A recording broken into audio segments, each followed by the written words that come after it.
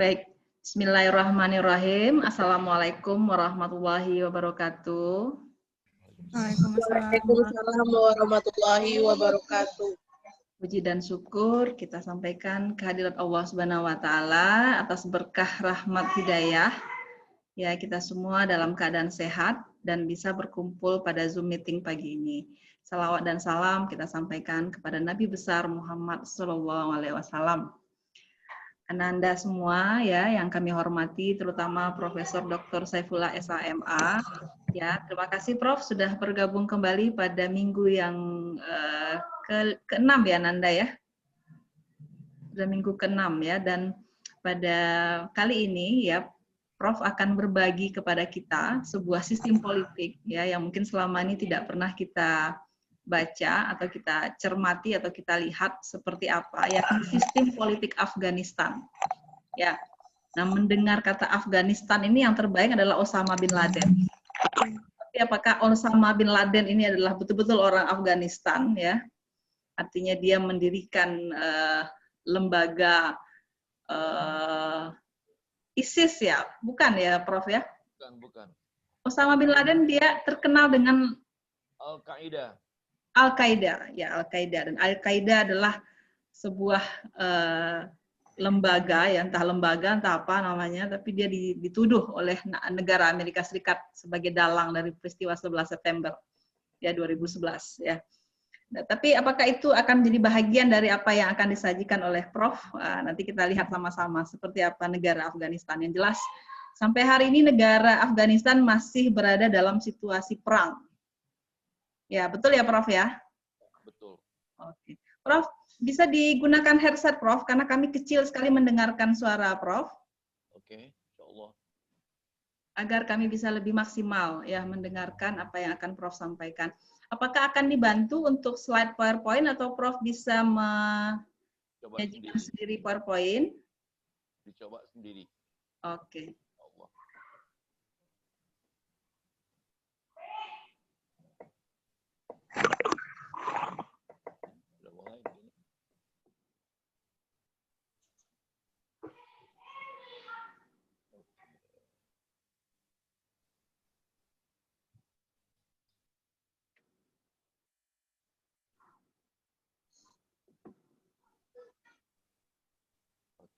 Kita mulai. Ya, silakan Prof. Silakan Prof. Agak keras suaranya ya, Prof. Oke.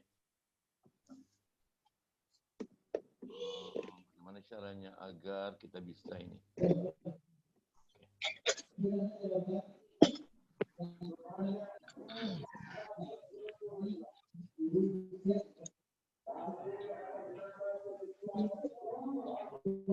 Bismillahirrahmanirrahim. Assalamualaikum warahmatullahi wabarakatuh.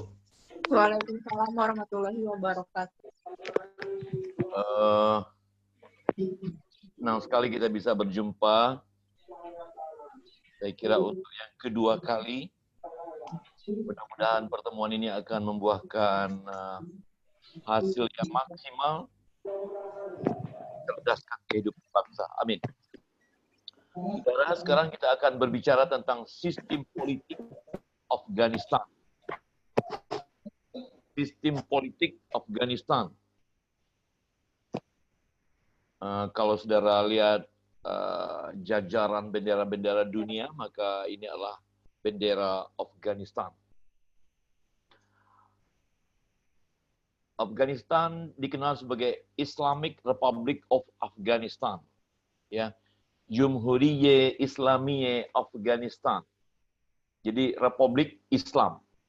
Tidak banyak Republik Islam, ya.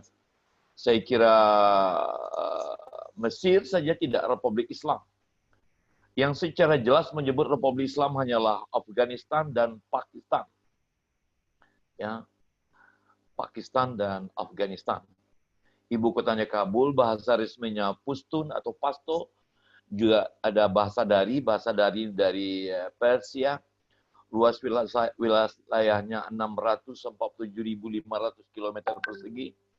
Penduduknya lebih kurang 31 juta orang lebih. 31 juta orang itu 42% diantaranya suku Pashtun. ada suku Tajik, ada Hazara, ada Uzbek, ada Aimak, ada Turkmen, ada Baloch, dan 4% etnik yang lain. Dari sini kita bisa baca bahwa mayoritas adalah Pashtun. Dan nanti ini banyak mewarnai peta politik Afghanistan, ya, suku Pashtun. Tapi karena banyak suku-suku yang datang dari tetangga, ini Tajik adalah negara tetangga, Tajikistan. Uzbek adalah negara tetangga, Uzbekistan.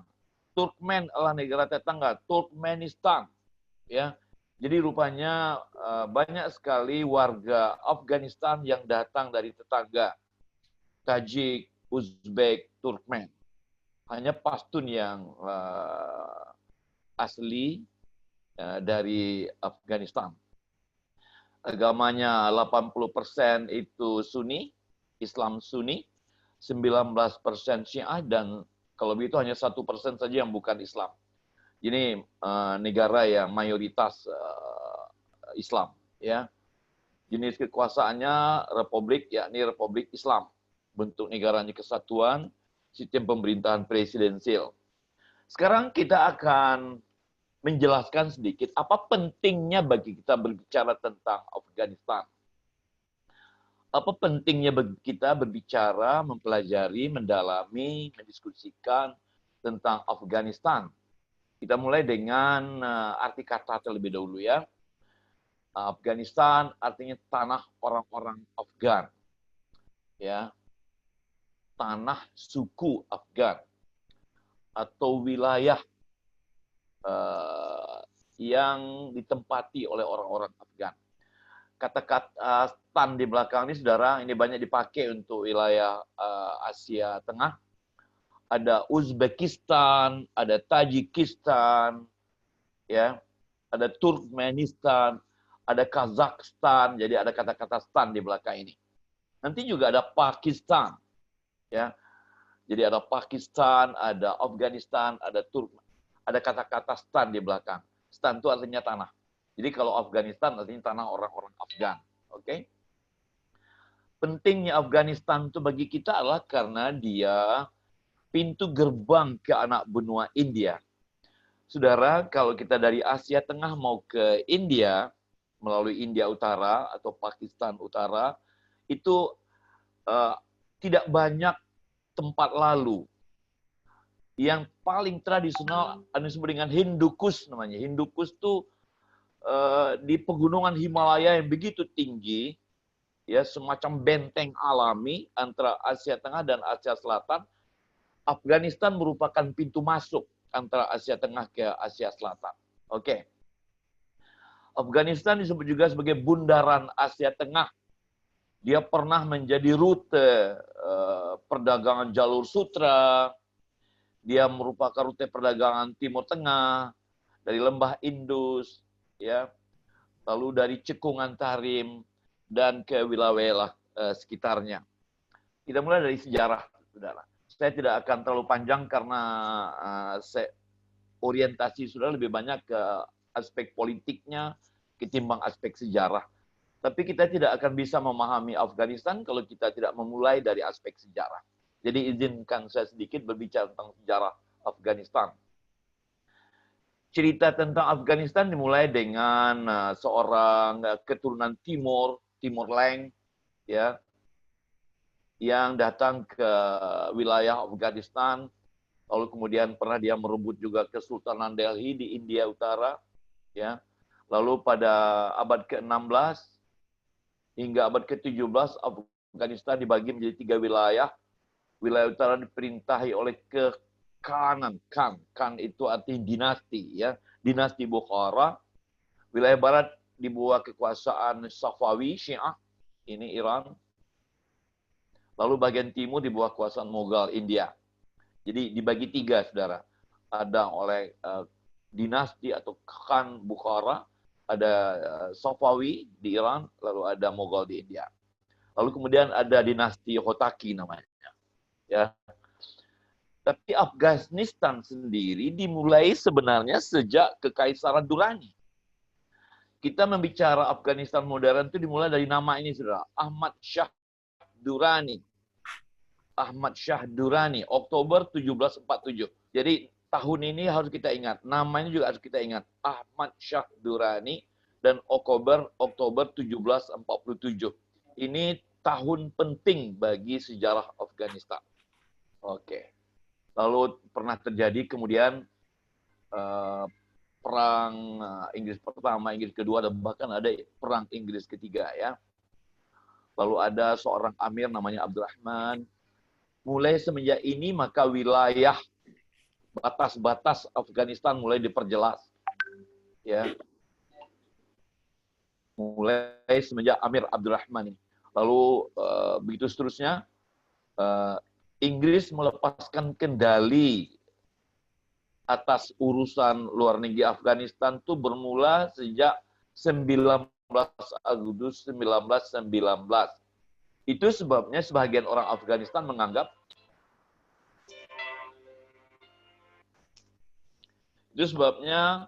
orang-orang Afghanistan menganggap bahwa 19 Agustus dianggap sebagai hari kemerdekaan mereka. Dianggap sebagai hari kemerdekaan mereka. Oke. Lalu ada perang Afghanistan yang ketiga, Inggris Afghanistan yang ketiga, dan seterusnya. Nah, sekarang sejarah Afghanistan modern, ya. Mulai sejak pemerintahan Zahir Shah, dia memperkenalkan institusi baru, Perdana Menteri. Ada 3 Perdana Menteri yang terkenal. Ada Sardar Muhammad Hashim Khan, Sardar Shah Mahmud Khan, dan ada Muhammad Daud Khan. Ini nama penting, Muhammad Daud Khan ini penting, saudara. Lalu pernah juga Zahir Raja itu mengambil peran yang lebih aktif, tidak sekedar raja yang seremonial. Ya. Dia mengambil peran lebih banyak. Mungkin dia tidak hanya berperan sebagai kepala negara, tapi juga kepala pemerintahan. Ya. Lalu kemudian tahun 64, ini juga penting, saudara. Ya. Zahir Shah melahirkan sebuah konstitusi. Konstitusi ini melahirkan, menciptakan legislatif yang bikameral. Nanti akan kita pelajari apa itu.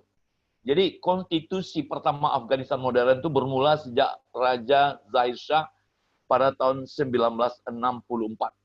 Walaupun nanti yang dipakai hari ini adalah yang sudah 2004, bukan yang 1964 ini. Ya. Tapi akibatnya karena pemerintah sudah dibuka oleh Zahir Shah, muncul partai-partai baru, termasuk Partai Komunis Rakyat Demokratik Afghanistan, ya, Partai Komunis Rakyat Demokratik Afghanistan (PDPA). Ini akibat dari dibukanya pintu liberalisasi oleh Raja Zahir Shah pada tahun 1964. Ini yang perlu kita garis bawahi, saudara. Partai Komunis Rakyat Demokratik ini nanti yang akan mengundang masuknya Uni Soviet ke Afghanistan. Ya, saya tidak dapat membantah, saudara, bahwa Afghanistan adalah negara yang penuh konflik, baik internal atau eksternal. Kenapa mereka penuh konflik? Mungkin dari aspek suku atau karakter suku, dan juga karena negara-negara sekitar atau bahkan negara jauh, Amerika Serikat atau Barat atau Uni Soviet menganggap bahwa lokasi Afghanistan yang menjadi penghubung antara utara selatan, antara Asia Tengah dan Asia Selatan, itu penting secara geopolitik, sehingga mereka diperebutkan. Ya, ini 1964, saudara. Muhammad Sardar Daud Khan ini Perdana Menteri, tapi dia mengkudeta raja. Raja terakhirlah Zahir Shah. Ya. Kudeta itu adalah 17 Juli 1973. Ketika Zahir Shah sedang dirawat di Italia.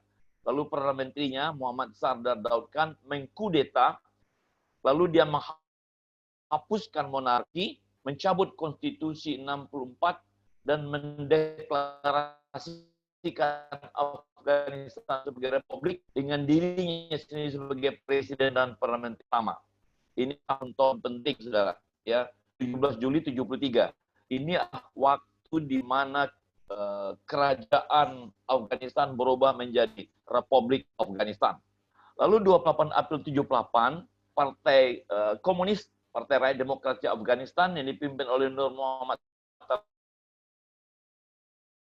lagi melakukan kudeta lagi terhadap Muhammad dan Daud Khan. Ya. Ini disebut dengan revolusi sahur. Nah, bermulalah dari titik ini 28 April 78 bermulalah di mana diperkenalkan ideologi komunis ke kalangan masyarakat Afghanistan. Tanggal 1 Mei ya, Taraki ini pimpinannya partai PDPA menjadi presiden, dan negara itu berubah nama menjadi Republik Demokratik Afghanistan. Ini juga tidak bertahan lama, hanya berlaku sampai 1992. Oke.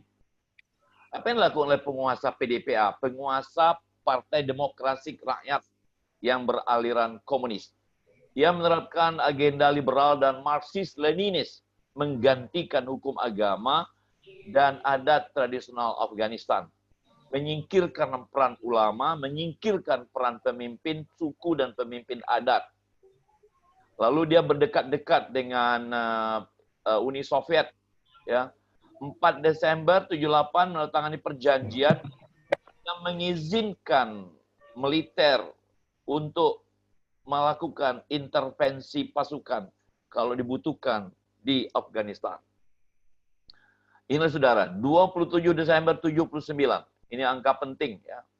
27 Desember tahun 79, lebih dari 100.000 tentara merah Uni Soviet menyerbu Afghanistan. Didukung oleh 100.000 militer sayap kiri Afghanistan pendukung fraksi Parcham. Hafizullah Amin dibunuh dan digantikan oleh Babrak Karmal. 27 Desember 79.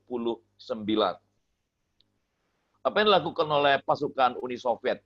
Ya, mereka membunuh hampir antara 562.000 sampai dengan 2 juta warga Afghanistan selama pendudukan Uni Soviet. Sekitar 6 juta orang melarikan diri dan menjadi pengungsi ke berbagai negara. Nah, lalu apa reaksi masyarakat? Ya, pada akhir tahun 79, kerusuhan di mana-mana, di hampir seluruh wilayah Afghanistan. Sebagian tentara Afghanistan akhirnya bersiap-siap membelot bergabung dengan pemberontak. Ya.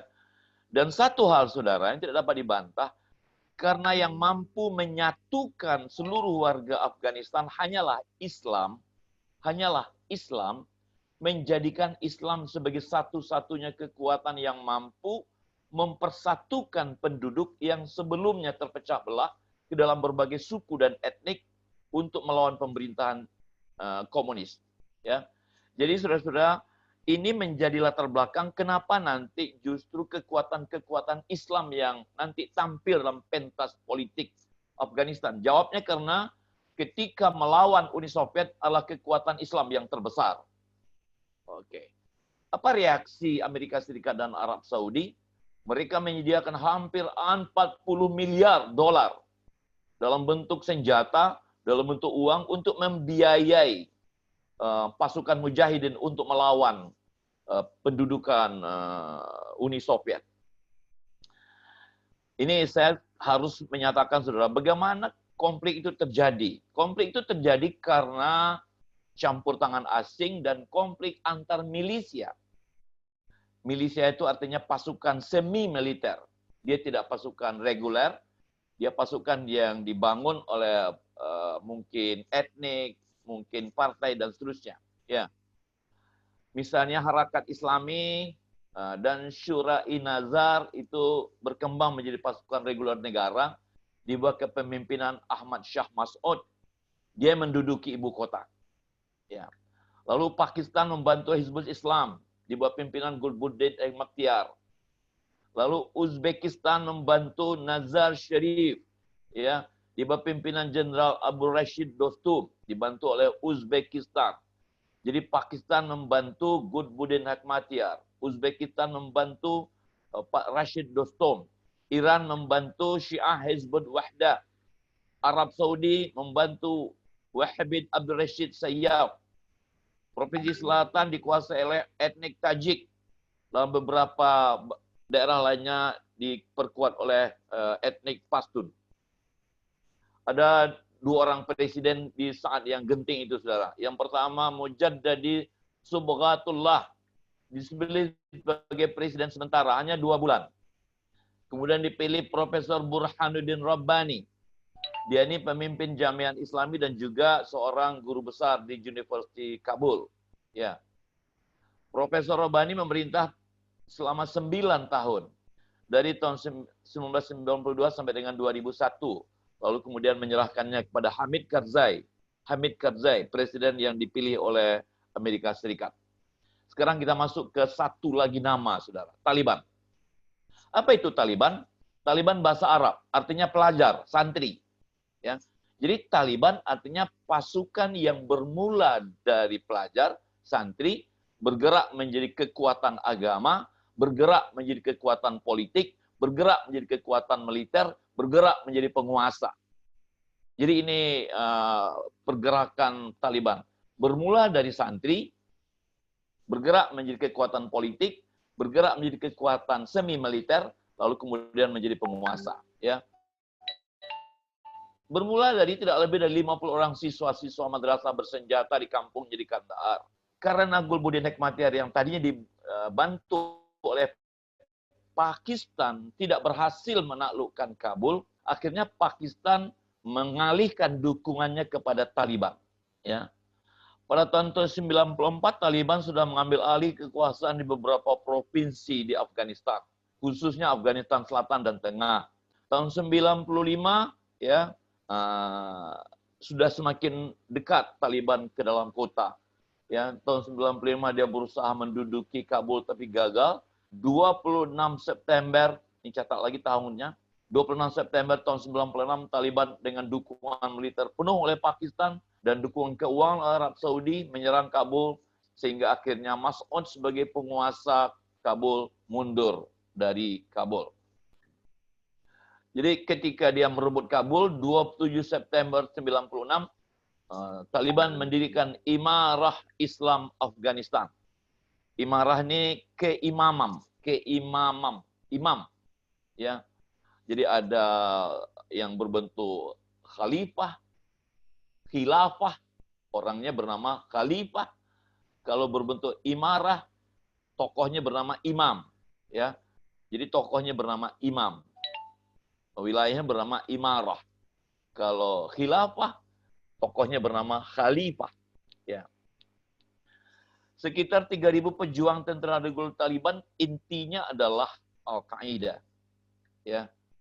Dari tahun 96 sampai 2001, Al-Qaeda, Osama bin Laden, dan Ayman al-Zawahiri menjadi bagian inti dari Taliban. Jadi ada Taliban, tapi di dalamnya itu ada kekuatan inti namanya Al-Qaeda. Ini kekejaman Taliban. Ketika Taliban mengkonsolidasikan kendali atas Afghanistan Utara, dia melakukan tidak kurang dari 15 pembantaian. Ya. Yang dibantainya khususnya orang-orang Syiah. Karena Taliban ini orang-orang Sunni. Dan etnis Hazara. Ini dua kelompok jadi sasaran kekejaman Taliban. Syiah dan Hazara. Dan karena Syiah tentu saja dia berlawanan dengan Iran. Sebagai negara yang Syiah. Ya. Ada Brigade 055 Osama bin Laden bertanggung jawab atas pembunuhan massal sebagian warga sipil Afghanistan. Bagaimana reaksi mereka-mereka yang kalah dari Taliban? Khususnya Ahmad Shah Mas'ud dan Abdurrahim Dostum bersatu. Yang tadinya mereka dua musuh, sekarang bersatu untuk melawan Taliban. Ya, mereka sempat mendirikan apa yang disebut dengan Front Bersatu dari 96 sampai 2001. Ya, dalam pasukan Front Bersatu terdapat pasukan Tajik, pasukan Hazara, ya, lalu ada banyak sekali dari laskar-laskar, ya. Tapi Front Bersatu tidak lebih hanya berkuasa sekitar 30% saja dari wilayah, selebihnya dikuasai oleh Taliban. Nah, ini peristiwa penting, saudara. 11 September 2001, bukan 2011. Tadi Ibu Susi menyebut 2011. 11 September 2001 terjadi menabrakkan pesawat terbang ke WTC 1 dan WTC 2. Alhamdulillah saya sudah menyaksikan itu sisa-sisa WTC yang sekarang sudah dijadikan monumen WTC namanya, saudara. Ya, monumen WTC. Amerika Serikat menuduh Al-Qaeda yang berbasis di Afghanistan sebagai pelakunya. Bagaimana kebenarannya hanya Tuhan yang tahu. Ya, saya secara pribadi sedang mencari-cari kebenaran tuduhan Amerika Serikat ini. Benarkah bahwa Al-Qaeda yang berbasis di Afghanistan yang melakukan menabrakkan pesawat terbang ke dua gedung WTC itu? Ada banyak orang yang meragukan tuduhan itu, saudara. Apa sebab? Mungkinkah orang-orang setingkat Al-Qaeda dan Afghanistan melakukan kejahatan yang sangat tinggi dengan kecerdasan yang luar biasa dapat dilakukan oleh mereka yang hanya setingkat pengetahuan Al-Qaeda dan Afghanistan? Ya, itu masih dicari sampai sekarang. Kalau dunia sebagian besar sudah ikut dengan tuduhan Amerika Serikat bahwa itu memang dilakukan oleh Al-Qaeda dan Afghanistan. Dan saya kira alasan inilah yang menjadikan Amerika Serikat dan dunia melakukan Operation Enduring Freedom, ya, menduduki dan menaklukkan Afghanistan, ya. Sehingga Desember 2001 dan itu hanya September, 2 bulan setelah peristiwa WTC, pemerintahan Taliban terguling, ya. Dan Amerika Serikat menunjuk Hamid Karzai sebagai pemerintahan sementara. Setelah tergulingnya Taliban, Amerika Serikat menunjuk Hamid Karzai sebagai presiden. Sekarang kita akan berbicara tentang rekonstruksi dan rehabilitasi. Ada satu lembaga tradisional namanya Loga Jirga.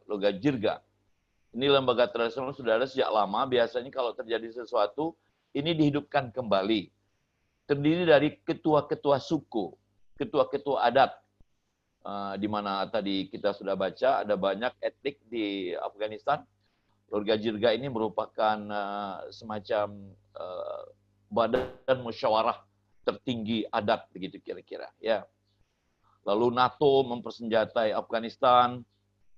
Lalu nanti secara berangsur-angsur pengungsi dari mana-mana negara kembali pulang ke Afghanistan. Ya. 26 Januari 2010 dilakukan pembangunan, konferensi pembangunan Afghanistan di London.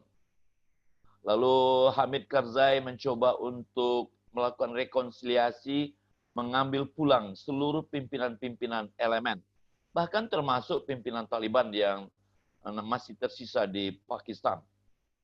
Ya, misalnya bulan Maret 2010 Hamid Karzai mengadakan pembicaraan bersama seluruh elemen, dan nanti ada juga yang berpendapat bahwa kalau Taliban mengatakan kami tidak akan ikut rekonsiliasi selama tentara asing masih menduduki Afghanistan.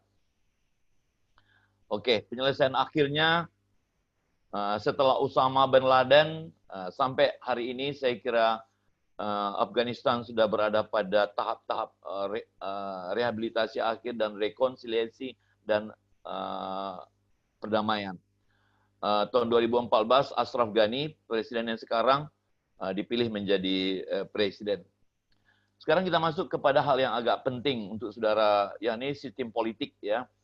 Konstitusi. Apa itu konstitusi? Konstitusi hukum tertinggi negara Afghanistan yang mengatur garis-garis besar pemerintah dan warga Afghanistan. Kapan konstitusi Afghanistan ada? Konstitusi pertama itu ada pada masa pemerintahan Amir Abdurrahman. Ya, ini terjadi pada 1890. Itu konstitusi yang tertulis yang pertama, yang paling awal. Kemudian direvisi menjadi konstitusi 1923. Kemudian diamandemen lagi menjadi konstitusi 1964. Mulai semenjak konstitusi 1964, Afghanistan sudah maju menjadi negara modern, bukan lagi negara tradisional. Kemudian tahun 2003, Majelis Tinggi Loya Jirga melakukan konsensus membuat konstitusi baru. Terdiri dari 162 pasal. Ya. Dan itu disahkan oleh Presiden Hamid Karzai pada tanggal 26 Januari 2004.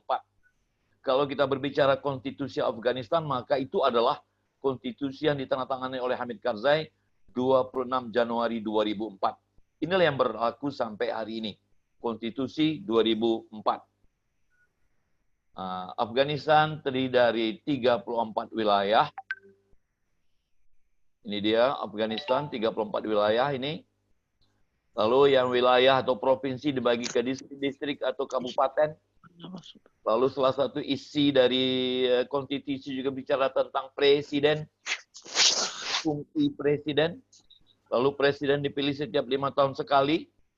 Syarat-syarat jadi presiden sesuai dengan pasal 62 Undang-Undang Dasar Afghanistan, beragama Islam. Tidak bisa tidak beragama Islam. Lahir dari orang tua yang Afghanistan asli. Tidak bisa dari pendatang dari Indonesia, tidak boleh jadi presiden Afghanistan. Tidak menjadi warga negara lain pada waktu dia akan diangkat jadi presiden. Umurnya minimal 40 tahun. Jadi 39 tahun jangan dulu coba-coba. Tidak pernah dihukum karena kejahatan. Tidak menjabat lebih dari 2 periode. Jadi tidak ada presiden Afghanistan untuk periode yang ketiga, tidak bisa. Ya. Ini istana presiden Afghanistan. Sekarang yang presiden sekarang namanya Ashraf Ghani. Ashraf Ghani ini doktor, saudara. Doktor keluaran University Amerika di Beirut. Ya. Ini dia Ashraf Ghani. Lalu legislatif, Majelis Nasional. Namanya Majelis Nasional. Majelis Nasional itu ada 2 lembaga, bicameral. Anggota Majelis Nasional itu 352 orang. 352 orang. Bicameral, 2 lembaga. Ada Wolesi Jirga atau Dewan Rakyat atau Majelis Rendah. Ya. Kalau bahasa Pustunnya, Wolesi Jirga. Wolesi Jirga. Lalu ada Mejrano Jirga. Majelis Tinggi, Dewan Sesepuh. Ya, Dewan Sesepuh. Kalau Dewan Rakyat itu anggotanya 250 orang. Ketuanya Abdul Rauf Ibrahimi. Ini harus ada 64 orang perempuan. Ini dipilih melalui pemilu yang diikuti oleh parpol. Mungkin kalau bahasa Indonesianya, sistem Indonesianya mungkin sama dengan DPR. Majelis Tinggi. Ya, Majelis Tinggi. Ini tidak bisa kita samakan dengan DPD kita, tapi agak mirip-mirip sedikit. Kenapa? Karena anggotanya harus orang-orang dari suku-suku. Ya, anggotanya 102 orang. Jadi kalau tadi ini 250, ini 102, jumlahnya 352 orang seluruhnya. Gabungan antara Wolesi dan Mejrano. Oke. Ada juga Loya Jirga. Ini lembaga yang tidak masuk sebagai struktur pemerintahan, tapi dia eksis. Mungkin semacam kerapatan adat di Indonesia atau di Minangkabau. Oke, ini kantor Dewan Nasional Afghanistan. Nah, kalau lembaga pengadilannya ada pengadilan tertinggi negara namanya Stera Mahkamah Agung. Ya. Lalu ada pengadilan tinggi, pengadilan banding, pengadilan negeri. Hukum yang digunakan hukum sekuler dan hukum Islam, ya, hukum sekuler dan hukum Islam. Saya kira saya sudah sampai di ujung jalan. Saya kembalikan kepada Ibu Susi. Assalamualaikum warahmatullahi wabarakatuh. Waalaikumsalam warahmatullahi wabarakatuh. Baik, terima kasih Prof. Melihat bagaimana sejarah Afghanistan, ya. Satu kesan kami, Prof, bahwa memang untuk bisa menyusun, ya, mulai dari awal berdirinya negara Afghanistan hingga kemudian dia bergerak, ya, menghadapi berbagai konflik internal yang ada di negaranya itu sampai akhirnya pada saat sekarang dia melakukan berbagai rekonstruksi dan rehabilitasi terhadap kondisi perang yang sedang dihadapinya, maka dapat kita simpulkan betapa negara Afghanistan ini meskipun mereka menjadikan agama Islam sebagai agama yang resmi di negaranya, tetap saja mengalami berbagai perpecahan, ya, dan konflik yang sangat keras di internal negaranya. Jadi ini yang menjadi perhatian kita semua, ya, bagaimana caranya agar konflik, ya, di negara-negara Islam bisa segera diakhiri sehingga memang Islam sebagai rahmatan lil alamin ya, rahmat bagi seluruh umat manusia itu betul-betul tercermin ya melalui berbagai negara-negara yang menjadikan Islam sebagai agama resminya. Baik Ananda, meskipun materinya agak berat ya, Ibu saja melihatnya, mencermatinya, berpikir keras ya seperti apa kondisi negara Afghanistan, tapi kita masih punya waktu ya untuk bisa mengklarifikasi kembali, mengkonfirmasi kembali mengenai bagaimana sistem politik negara Afghanistan yang akan disampaikan, yang akan dijawab oleh Prof. Silakan Ananda, berikan pertanyaan dan tanggapan terhadap apa yang telah disampaikan.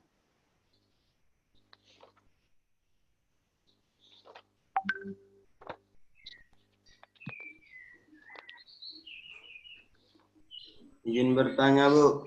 Ya, silakan Ibnu Halomon. Assalamualaikum warahmatullahi wabarakatuh. Selamat pagi, Prof. Sehat, Prof. Alhamdulillah, berkat doanya Holoman. Begini, Prof. Berbicara tentang Afghanistan, kita pikir merupakan konflik yang berkepanjangan, Prof. Ya, kalau kita lihat, kita cermati, dan di sana kacau sekali kalau menurut saya, Prof. Melihat negara itu, Prof. Sebenarnya, Prof, kalau kita analisis, kenapa sih, Prof, Amerika Serikat begitu ngotot masuk mencampuri politik Afghanistan?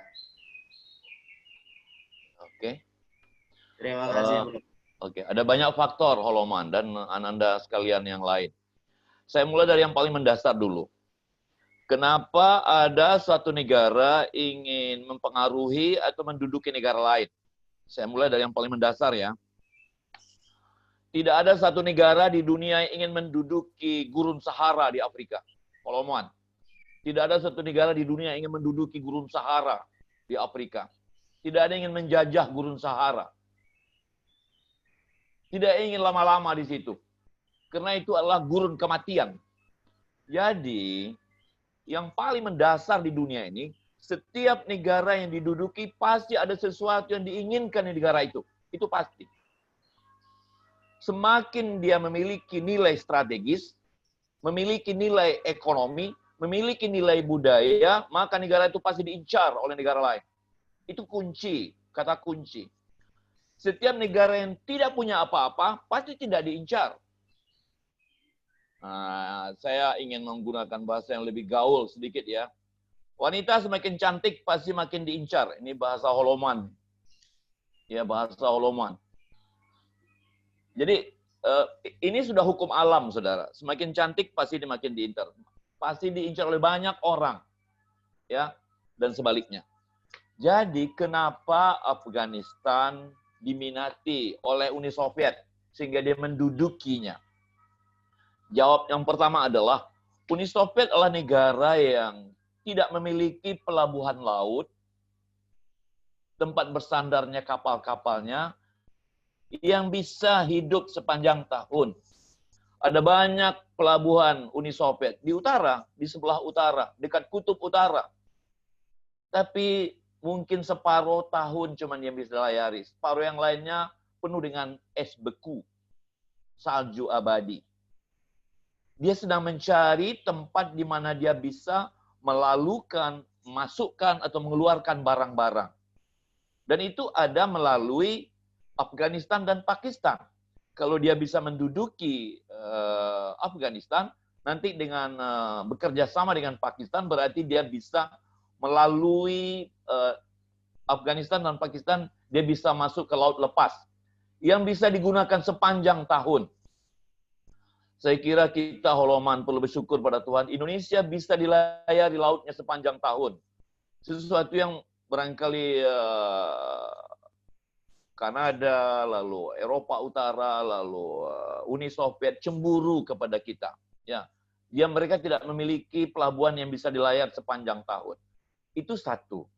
Yang kedua, kenapa Amerika Serikat? Amerika Serikat menduduki Afghanistan dengan alasan bahwa yang melakukan WTC adalah orang-orang yang berbasis di Afghanistan. Itu tuduhan ya. Saya kira harusnya ada mahkamah internasional yang mengklarifikasi ini. Atau saya tidak hanya Tuhan yang mengadili ini. Ya. benarkah tuduhan Amerika Serikat bahwa yang melakukan bom bunuh diri WTC itu adalah memang Al-Qaeda dan yang berbasis di Afghanistan. Jadi alasan Amerika bukan alasan ekonomi, tapi alasan politik. Kalau kata George Bush itu, saya akan memburu sampai ke lubang tikus. Siapa yang menghancurkan WTC? Dan menurut mereka, lubang tikus itu ada di Al-Qaeda di Afghanistan. Itu sebabnya mereka memburu sampai ke Afghanistan. Jadi ada alasan Uni Soviet, alasan ekonomi, alasan geopolitik, ada alasan Amerika Serikat lah alasan semacam balas dendam politik. Di situ ada harga diri Amerika, ya, yang menganggap bahwa dia kekuatan besar dunia, tapi diluluh lantakkan dalam waktu beberapa detik, ya. Harga dirinya Amerika itu seakan-akan dihancurkan dengan menghancurkan WTC. Caranya diburu sampai ke lubang tikus, sampai ke Afghanistan. Saya kira itu, Ananda. Baik. Terima kasih, Prof. Ya, silakan bagi mahasiswa yang lain ya memberikan pertanyaan ya atau kemudian ingin meminta kepada Prof agar lebih memberikan statement-statement yang lebih sederhana ya mengenai situasi politik yang ada di Afghanistan sehingga kita bisa sama-sama memahami ya bagaimana kondisi yang ada di sana. Silakan Ananda.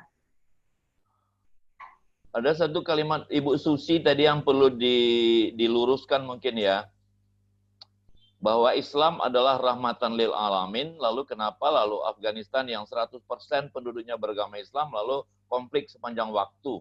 Saya kira tidak masalah pada Islam. Masalah pada orang-orang Islam Afghanistan. Pada umat Islam. Pada umatnya, bukan pada agamanya. Karena ada banyak agama Islam di tempat lain nyatanya nggak apa-apa. Islam di Indonesia nyatanya nggak apa-apa juga. Islam di wilayah lain juga aman-aman saja. Islam di situ saja begitu. Oleh karenanya yang bermasalah bukan ajaran Islamnya, bukan agama Islamnya, tapi umat Islam. Mungkin yang nggak pandai menafsirkan, menerjemahkan Islam ke dalam kehidupan politiknya. Silakan Anda yang lain. Silakan. Oke, baik. Prof, Terima izin kasih, bertanya, Prof dan Ibu. Ya, silakan Rahmi.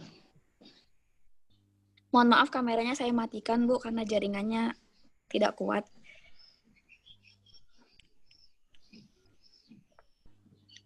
Baik, Prof dan Ibu, terima kasih. Saya Rahmi Syafitri Rizka. Pertanyaan saya adalah mengenai Loya Jirga. Loya Jirga itu kan bisa dikatakan sebagai salah satu pihak yang memiliki peranan sangat penting terhadap rekonstruksi Afghanistan. Nah, jika kita bawakan ke negara kita yang saat ini situasi demokrasinya sedang ya sama-sama kita ketahui, mungkinkah menurut Prof bisa diciptakan sebuah Loya Jirga versi Indonesia untuk menyelesaikan permasalahan yang dihadapi bangsa kita saat ini? Terima kasih, Prof. Setiap negara memiliki kultur, situasi, kondisi yang berbeda-beda. Yang cocok untuk seseorang belum tentu cocok untuk Rahmi. Tidak semua yang dipakai Pria Purnama Aci cocok juga untuk Rahmi. Rahmi memiliki karakter khas yang karena kekhasan itu maka ada sesuatu yang sangat sesuai untuk Rahmi, tapi tidak sesuai untuk Priyazki, Hajri, dan sebagainya. Oke? Itu secara sederhana. Setiap negara juga memiliki kekhasan seperti itu. Indonesia, kita sesuai, cocok untuk kita adalah Pancasila. Bagaimana kalau kita pakai dasar negara lain, rukun negara lain, ya untuk negaranya sangat sesuai, tapi untuk kita tidak sesuai. Oleh karenanya, bolehkah dibangun Loya Jirga di Indonesia? Saya kira secara umum boleh-boleh aja. Tapi secara spesifik kita perlu menghitung, ya, menghitung karakter sampai detail. Baru kita simpulkan nanti mana yang paling sesuai untuk kita. Kita sudah punya lembaga-lembaga semacam Loya Jirga itu. Misalnya untuk Sumatera Barat ada lembaga kerapatan adat alam Minangkabau yang menghimpun seluruh nenek mama Minangkabau. Mungkin di daerah lain juga memiliki lembaga-lembaga tradisional seperti itu. Yang harus kita ingat bahwa Loya Jirga bukanlah menjadi bagian dari Majelis Nasional, ya, yang oleh si Jirga dan Mesrano Jirga. Cuman Loya Jirga ini lembaga yang memang berisi tokoh-tokoh ulama-ulama, tokoh adat, tokoh-tokoh suku yang dominan. Loya Jirga sudah ada sejak lama. Sedangkan Majelis Nasional baru ada semenjak konstitusi ada. Jadi satu lembaga adat, satu lembaga yang merupakan bagian dari perangkat politik Afghanistan. Ya, oke. Jadi lagi-lagi, bisakah kita buat di sini? Secara umum jawabnya bisa. Tapi secara khusus, secara teknis, secara praktikal, kita perlu menghitung agak lebih teknis kesesuaiannya, kepatutannya untuk kita bangun di sini, Loya Jirga. Tapi untuk Afghanistan tidak ada yang lebih tepat ya untuk Afghanistan kecuali Loya Jirga, lalu Wolesi Jirga dan Mesrano Jirga. Oke, Rahmi. Baik, terima kasih Prof. Silakan Ananda, kita masih punya waktu ya. Mungkin sekitar 2 pertanyaan lagi. Silakan.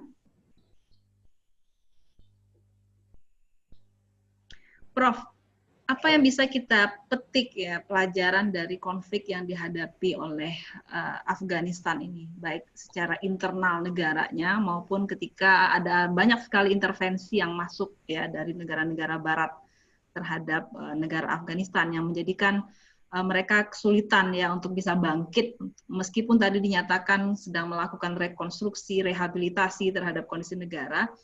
Apa yang harus kita petik pelajaran dari konflik yang terjadi di Afghanistan ini, Prof? Yang paling besar adalah jangan sekali-kali mengundang negara asing masuk ke Indonesia. Ini pelajaran ini pagi ini kepada penguasa kita hari ini saya ingin sekali mengajukan apel. Jangan mengundang kekuatan asing ke negara kita. Sekali kita mengundang, payah kita untuk mengeluarkannya dari Indonesia. Sekali kita beri kesempatan mereka untuk masuk di sini, payah kita untuk membersihkan kembali pengaruhnya itu. Ya. Tidak dapat dibantah, saudara, pada waktu Soekarno memerintah, setidaknya di akhir masa jabatannya, dia mengundang kekuatan komunis. PKI, dengan Uni Soviet, dengan Cina, sehingga ada poros Jakarta-Peking, Pyongyang. Poros Jakarta-Peking, Pyongyang di zaman Soekarno, waktu kita mengadopsi NASACOM. Dan negara kita sangat dekat. Semua peralatan perang kita datang dari Uni Soviet. Ya. Dan itu terus terang ujungnya adalah Gestapo PKI 65. Nanti setelah Soeharto memerintah, kita berbaik-baik dengan Amerika Serikat dan Barat. Sehingga IMF dengan semua perangkat Baratnya masuk ke Indonesia, menguasai ekonomi Indonesia. Dan sekarang kita sukar untuk keluar dari jeratan IMF itu. Ada sekarang beberapa ekonom yang mengatakan Indonesia sudah terbelenggu. Tidak bisa kita keluar dari satu bagian, karena secara keseluruhan kita sudah terbelenggu oleh sistem IMF. Kita tidak bisa menarik diri satu bagian, satu parsial. Kenapa? Dia merupakan satu paket. Sekali masuk, maka keseluruhannya masuk. Sehingga ketika misalnya Prabowo dalam bulan-bulan terakhir mau memindahkan pembelian senjata ke Uni Soviet, Amerika Serikat marah. Kenapa? Banyak sekali komitmen-komitmen yang sudah ditanamkan oleh Amerika Serikat sehingga kita tidak bisa lepas dari jeratan Amerika Serikat. Kuncinya adalah jangan sekali-kali mengundang kekuatan asing ke Indonesia. Sekali dia masuk, akan banyak sekali ikatan jeratan yang kita tidak bisa lepas. Ini kunci kalau kita mau belajar dari pengalaman Afghanistan. Itu satu dari luar. Ke dalam konflik internal Afghanistan sangat kuat. Dan itu tidak disebabkan oleh agama, itu disebabkan oleh suku, ya, suku Pashtun, suku Turkmen, suku Uzbek dan sebagainya, dan masing-masing memiliki pasukan sendiri, pasukan semi militer, dan payah sekali untuk digabungkan. Hari ini aja susah sekali bagi Ashraf Ghani untuk meminta partisipasi dukungan dari seluruh warga Afghanistan. Selalu terpecah. Saya kira Indonesia perlu belajar banyak dari pengalaman ini. Ya. Jadi kesatuan itu tetap mengatasi ego suku, ego provinsi, ego sektoral, ego partai. Kebersamaan di bawah Negara Kesatuan Republik Indonesia harus mengatasi ego-ego suku, ego partai, dan sebagainya. Kalau tidak begitu, kita ada dua bahaya, datang dari luar dan datang dari ego kita sendiri. Mari kita belajar dari pengalaman Afghanistan. Ya, baik Prof. Dan kalaulah seandainya ya pemimpin Afghanistan itu juga ingin belajar, Indonesia juga bisa jadikan sebagai sebuah contoh ya. Bagaimana negara kita jangan sombong juga. Jangan sombong juga. Kita juga memiliki banyak masalah. Iya. Banyak masalah. Tapi kita harus tetap bangga ya Prof.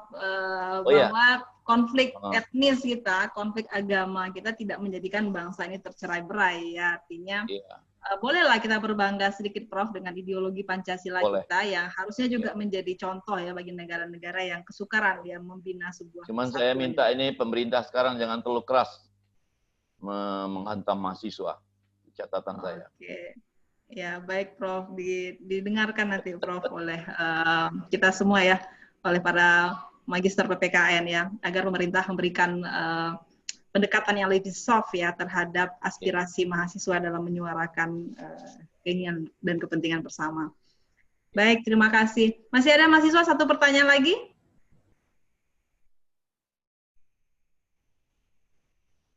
Ini Bu Dian nih, suruh nanya nih Bu Dian. Ya, selamat bergabung Ibu Dr. Dian. Ya, kalau mau bertanya mengenai sistem politik Afghanistan. Masih pas. Dengan kesehatan. Masih cukup sepertinya, Prof. Terima kasih. Tapi Indonesia memberikan kontribusi juga ya, Prof ya, terhadap apa yang terjadi di Afghanistan ya, dengan adanya konsulat yang ada di Afghanistan, kemudian kita juga ada masjid di situ, kita juga memberikan rumah sakit di situ khusus untuk menangani. Jokowi baru saja pulang dari Afghanistan. Jokowi diminta oleh masyarakat Islam Afghanistan dengan kopiahnya yang tinggi itu, ya Jokowi dipakaikan kopiah yang tinggi oleh Ashraf Ghani dan diminta menjadi imam sholat. Jadi Ibu Susi boleh bangga bahwa Presiden Jokowi mengimami sholat orang di Afghanistan. Kopiahnya tinggi sekali itu ke atas. Itu Pak Jokowi kita. Ya. Dan Pak Jokowi kemudian menghadiahkan kopiah hitam kepada Presiden Afghanistan. Ashraf Ghani. Lihat gitu di YouTube ya. Ya mereka saling bertukar kopiah antara kedua presiden.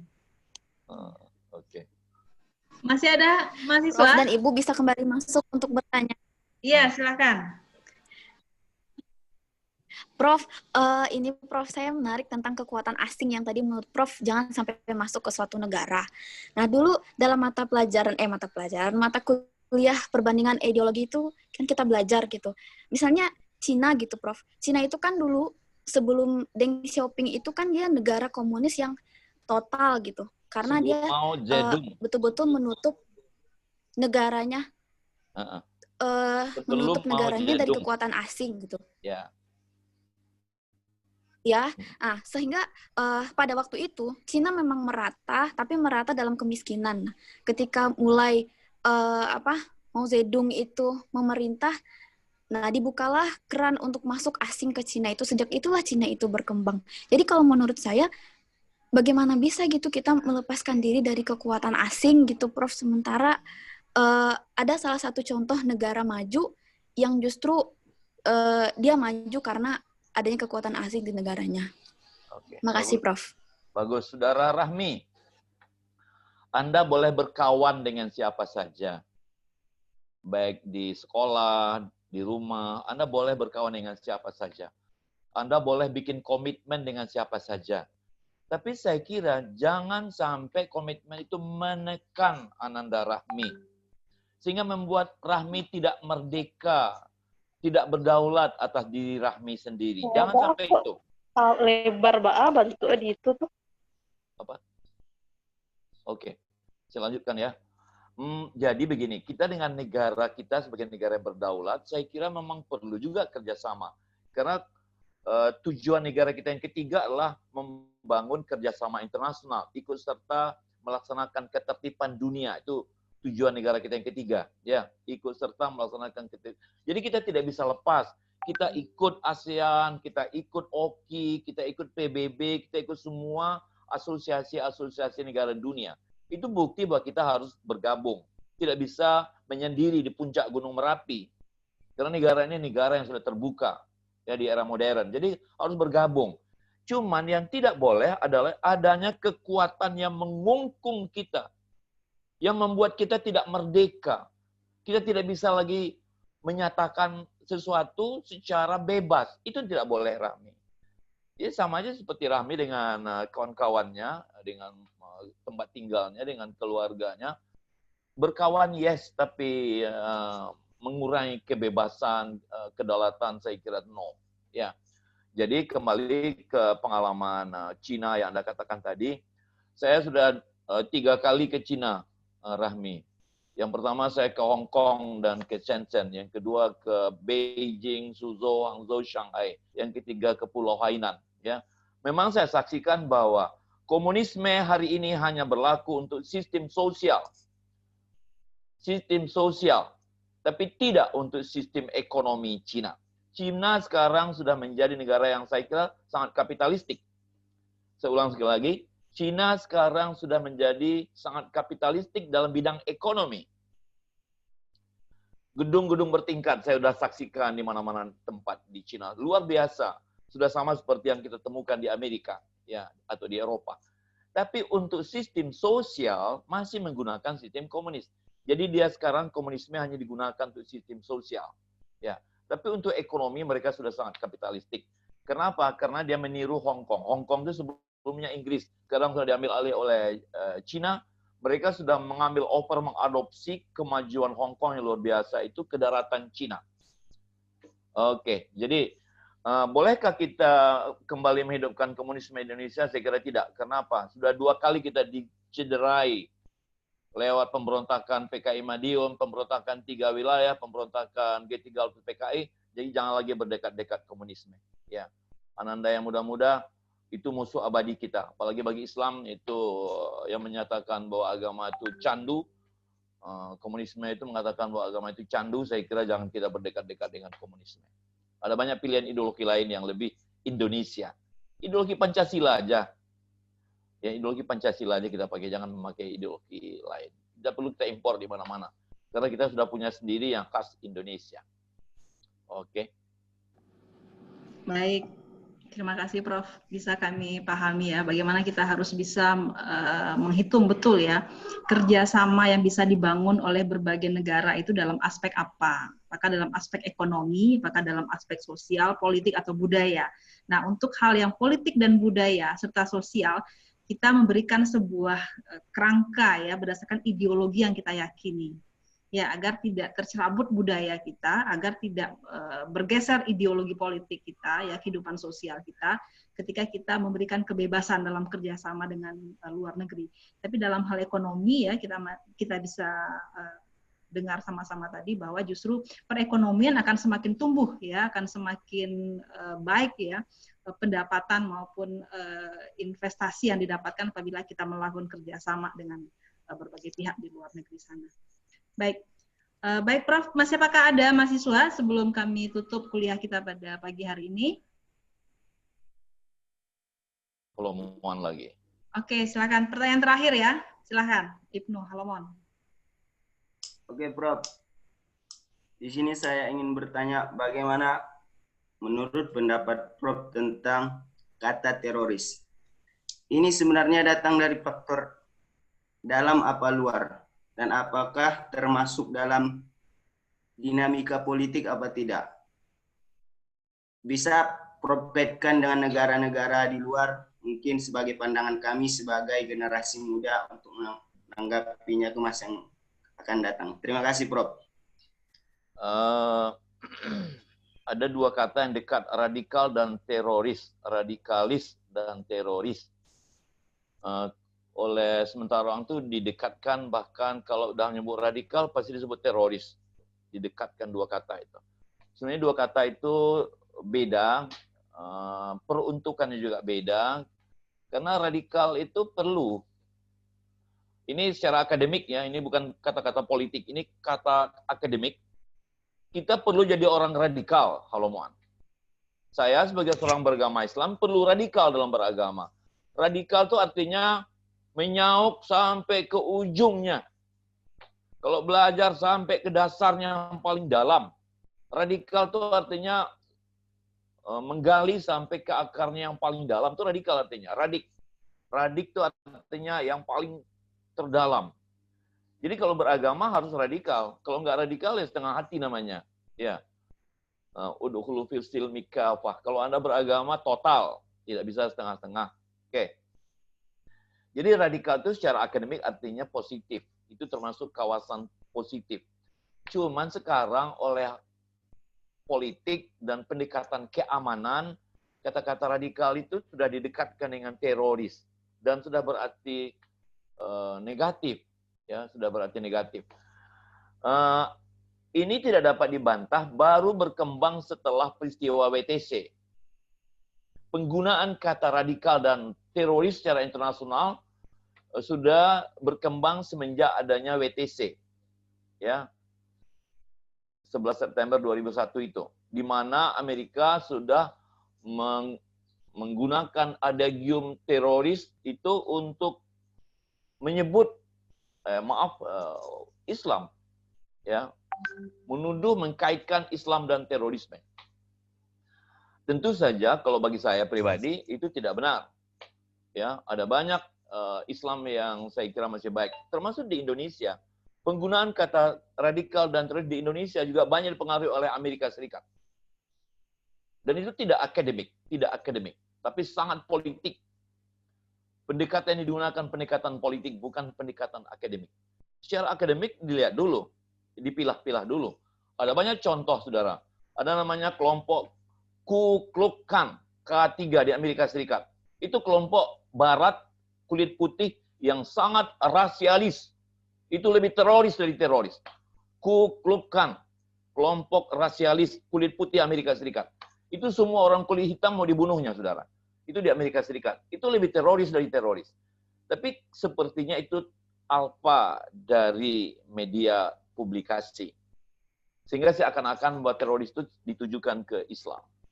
Saya akan bisa berdiskusi panjang khusus tentang ini, bahwa penggunaan kata-kata radikal dan terorisme oleh negara tertentu, khusus negara barat, seakan-akan ditujukan ke Islam. Dan itu sudah kayaknya dianut juga oleh sementara pemimpin Indonesia. Dan itu perlu dibetulkan, perlu diluruskan. Saya kira demikian. Oke, apakah sudah sampai itu ya?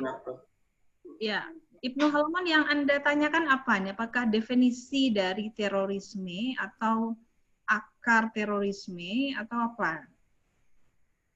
Penggunaan praktis terorisme. Gambarannya itu, Bu. Gambaran bagaimana kenapa sih setiap dalam politik itu kata teroris ini terlalu melekat, Bu? Apakah dia dalam apa itu, dalam lingkarannya itu, faktornya itu dari dalam apa luar, Bu? Kayak gitu. Oh iya, berarti apa yang menyebabkan munculnya ya kelompok-kelompok yang menamakan diri mereka atau dicap sebagai kelompok teroris? Apa penyebabnya? Ya, ya bisa penyebabnya dari dalam ya, dari ketidakpuasan terhadap pemerintah misalnya ya, ketidakpuasan dalam hal perekonomian lalu mengakibatkan kemiskinan, penderitaan, diskriminasi ya, kesenjangan sosial, sehingga bentuk ketidakpuasan itu adalah dengan cara merongrong pemerintahan. Dan ketika cara-cara merongrong pemerintahan sudah menggunakan cara-cara yang anarkis, maka negara lalu mencap mereka sebagai kelompok teroris ya. Ada juga kelompok-kelompok yang seperti yang Prof sampaikan tadi, mereka mengatasnamakan agama. Ya, ketika mereka meletakkan bom bunuh diri ke badan mereka, lalu mereka berada di tengah-tengah keramaian, ya, lalu mereka mengucapkan Bismillahirrahmanirrahim, lalu meledaklah bom, mereka mengartikan itu sebagai sebuah jihad. Jadi ada melenceng ya pemahaman arti jihad yang mereka pahami dengan tindakan anarkis yang mereka lakukan. Itu juga bisa jadi dinyatakan sebagai sebuah sebab ya munculnya kelompok teroris ini. Silakan Prof, kalau mau ditambahkan sedikit lagi. Diperlukan sebuah diskusi khusus yang agak lebih tenang, lebih dingin, lebih sejuk membicarakan ini. Tidak bisa sambil lalu, ya, karena ini masalah yang agak mendalam dan agak mendasar. Ya. Dan saya senang nanti ketemu dengan Holoman tentang ini khusus. Ya, nanti. Ya. Dan sebagai informasi bahwa Prof Saifullah adalah mantan ketua anti terorisme ya, apa Prof, BNPT namanya Prof ya? BNPT di Jakarta. Kalau di sini Forum Pengendalian Terorisme. Ya, dan Prof adalah mantan ketua FKPT, Forum Koordinasi Pencegahan Terorisme Provinsi Sumatera Barat. Ya. Bisa kita buatkan satu sesi ya kalau ini menjadi sebuah hal yang menarik untuk kita diskusikan bersama Prof Saifullah mengenai gerakan-gerakan radikalisme dan terorisme di berbagai wilayah dunia.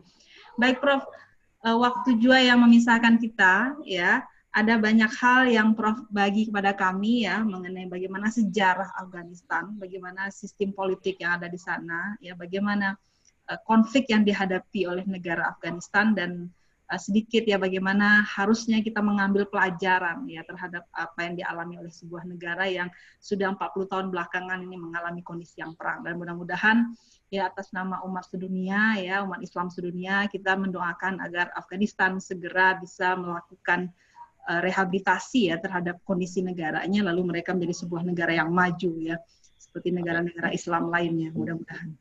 Ibu mengucapkan terima kasih atas kebersamaan kita pada pagi hari ini. Ya, mudah-mudahan ini adalah menjadi sebuah pencerahan bagi kita semua mengenai sistem politik di berbagai wilayah dunia. Ibu akhiri dengan mengucapkan alhamdulillahirabbil alamin wabillahi taufik wal hidayah. Assalamualaikum warahmatullahi wabarakatuh. Waalaikumsalam warahmatullahi wabarakatuh. Terima kasih banyak Prof. Terima kasih banyak semua mahasiswa. Juga ada Dr. Dian bergabung dengan kita. Terima kasih Prof. Yo, Rahmi.